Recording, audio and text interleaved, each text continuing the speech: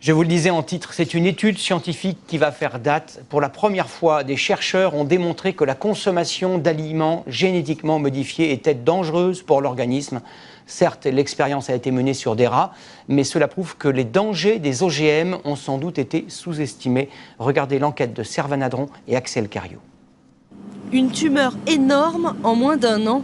Les résultats de cette étude sur les rats sont bien au-delà de ce que les chercheurs avaient imaginé. Ça nous a impressionnés parce qu'on a eu des tumeurs de plus de 25% du poids du corps.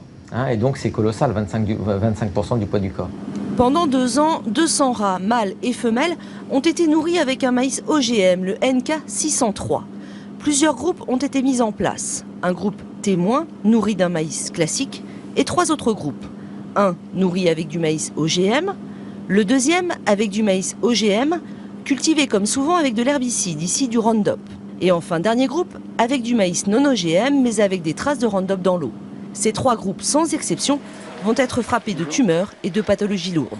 93% des tumeurs sont mammaires chez les femelles qui se développent surtout au cours de la 2e année de vie des rats. Vous savez qu'un rat vit 2 ans, donc la 2e année c'est disons à partir de 35-40 ans pour un humain.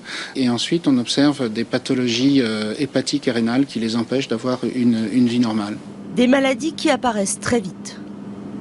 Les tests réglementaires sont sur 3 mois. Et les vraiment gros troubles de pathologie, en particulier les morts de rats par tumeur, arrivent au 4e mois. Ça veut dire que les tests réglementaires de 3 mois sont inefficaces pour marquer l'impact sur la santé d'un traitement OGM ou d'une alimentation OGM au long cours dans la vie. C'est le CRIGEN, un comité indépendant sur le génie génétique, qui est à l'origine de l'étude. Il a trouvé les financements auprès de fondations et même de la grande distribution.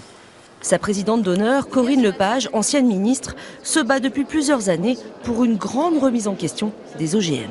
Il ne s'agit pas de la culture, il s'agit de la consommation, de ce que nous mangeons par le biais de la viande, du lait, des plats cuisinés dans lesquels il y a des ingrédients OGM. Et le temps est venu de faire ce que nous demandons depuis des années, c'est-à-dire des vraies études d'impact sur la santé humaine. Cette étude, menée dans le plus grand secret, a surpris. En premier lieu, la multinationale Monsanto, qui produit ce maïs et le Roundup, elle n'a pas souhaité nous répondre. Les professionnels français des semences ne cachent pas, eux, leurs doutes. On est extrêmement surpris des résultats parce qu'on n'a jamais connu de résultats de ce type, donc on souhaite en savoir plus. Stéphane Le Foll, le ministre de l'Agriculture, a saisi cet après-midi l'Agence nationale de sécurité sanitaire.